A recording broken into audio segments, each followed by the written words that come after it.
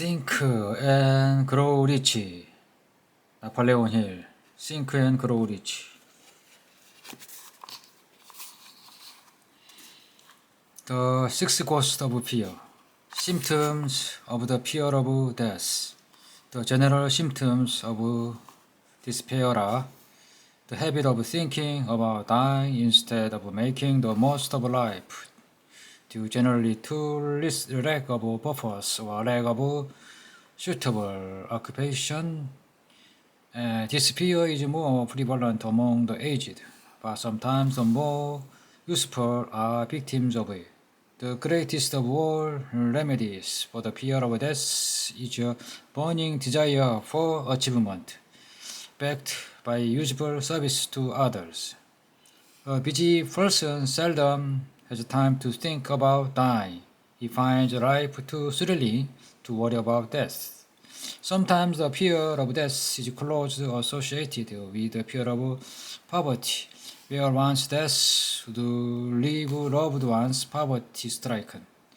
In other cases, the fear of death is caused by illness and the consequent breaking down of physical body resistance. The commonest cause of the fear of death are ill health, poverty, lack of appropriate occupation, disappointment of love, insanity, religious fanaticism. Old man worry. Worry is the state of mind based upon fear. It works slowly but persistently. It's insidious and subtle. Step by step, it digs itself until it paralyzes one's reasoning faculty, destroy your self-confidence and initiative. Worry is a form of sustained fear caused by your indecision. Therefore, it's a state of mind which can be controlled. An unsettled mind is helpless. Indecision makes an unsettled mind.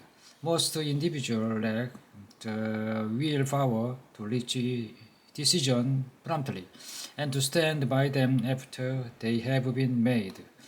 You do not worry over conditions once you have reached the decision to follow a definite line of action. I once interviewed a man who was too electrocuted 2 hours later. The condemned man was the calmest of some 8 men who were in the death cell with him.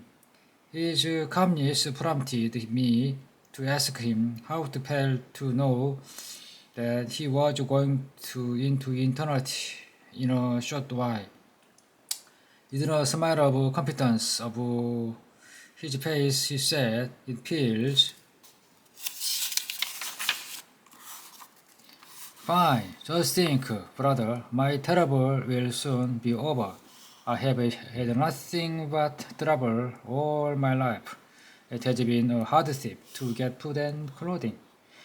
And I will not need these things. I have felt fine ever since I learned for certain that I must die. I made up my mind then. I accept my fate in good spirit." As he spoke, he devoured a dinner of proportion sufficient for 3 men, eating every mouthful of the food brought to him, and apparently enjoying it as much as if no disaster awaited him. Decision gave this man resignation to his fate.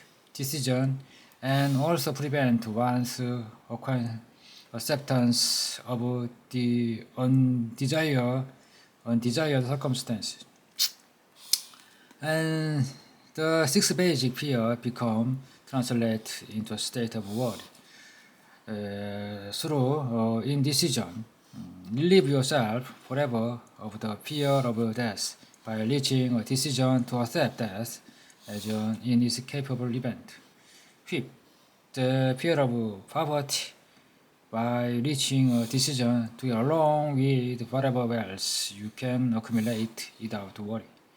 Put your foot upon the neck of the fear of criticism by reaching a decision not to worry about what other people think, do, or say.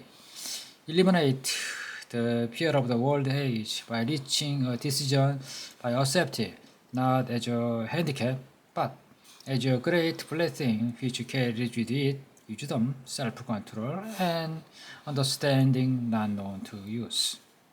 Acquit yourself of the fear of will-less by the decision to forget symptom. Master the fear of loss of love by reaching a decision to get along without love if that is necessary. Kill this habit of worry in all its forms by reaching a general blanket decision that nothing which life has to offer is worth the price of worry. This decision will come forge peace of mind and calmness of soul, which will bring happiness. A man whose mind is filled with fear not only destroys his own chances of intelligent action, but he transmits this destructive vibration to the mind of all who come into contact with him, and also destroy their chances. Even a dog or a horse knows when its master lacks courage. Moreover, a dog or a horse will pick up the vibration of fear thrown up by its master and behave accordingly lower down the line of intelligence in the animal kingdom. One finds this same capacity to pick up the vibration of fear.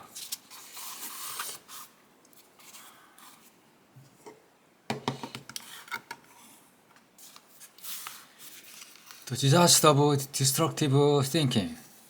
The vibration of the fear passes from one mind to another just as quickly as and as sure as the sound of the human voice passes from the broadcasting station to the receiving set of radio. A person who gives expression by word of mouth to negative or destructive thought is practically certain to experience the result of those words in the form of the destructive kickback. The release of destructive thought impulses alone, without the aid of a word, product or the kickback is more wage and one. First of all, one perhaps most important to be remembered, the person who releases thought of destructive nature must suffer damage through the breaking down of the faculty of creative imagination. Secondly, the presence in the mind of any destructive emotion develops a negative personality which repels people and often converts them into antagonists. The third source of damage to the person who entertains or releases negative thought lies in this significant fact. These thought impulses are not only damaging of others, but they embed themselves in the subconscious mind of the person releasing them, and they will become a part of his character. Your business in life are presumably to achieve success.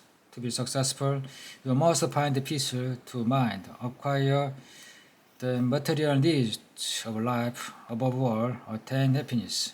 All of these evidence of success begin at the form of the thought impulses. You may control your own mind. You have the power of the feed it whatever thought impulse you choose. With this privilege goes also the responsibility of using it constructively. You are the master of your own earthly destiny just as surely, and you have the power to control your own thought. You may influence, direct, and eventually control your own environment, making your life what you want it to be. Or you may neglect to exercise the privilege which is yours, to make your life to order, thus casting yourself upon the broad sea, the circumstance, where you will be tossed hither and when, like the chip on the waves of the ocean. The devil worship. In addition to 6 basic fears, there is another evil by the person suffer in constitute the which soul which a secret of failure grow abundantly. It's also subtle that its presence often is not detected. The affliction cannot properly be classed as a fear. It's more deeply seated and more often fatal than all of 6 fears. For want of a better name, let's recall this evil susceptibility to negative influences. Men who accumulate great riches always protect themselves against this evil. The poverty strike never do. Those who success in any calling must prepare their minds to resist evil. If you are reading this philosophy for the purpose of accumulating riches, you should examine yourself very carefully to examine whether you are susceptible to negative influences. If you neglect this self-analysis, you will forfeit your right to attain the object of your desires. Make the analysis searching. After you read the questions prepared for the self-analysis, hold yourself to a strict accounting in your answer. Go and the task as carefully as you would search for any other enemy you knew to be awaiting you in an ambush, and deal with your own fault as you would with a more tangible enemy. You can easily protect yourself against highway robbers because the law provides organized cooperation for your benefit. But this seventh basic evil is more difficult to master because it strikes which you are not aware of its presence, and you are asleep and while you are awake. Moreover, it often is intangible because it consists of merely a state of mind. This evil is also dangerous because it strikes in as many different forms there are human experience. Sometimes it enters the mind through the well-meant words of one's own relatives. At other times, it brought from within through one's own mental attitude. Always, it's as deadly as poison, even though it may not kill as quickly.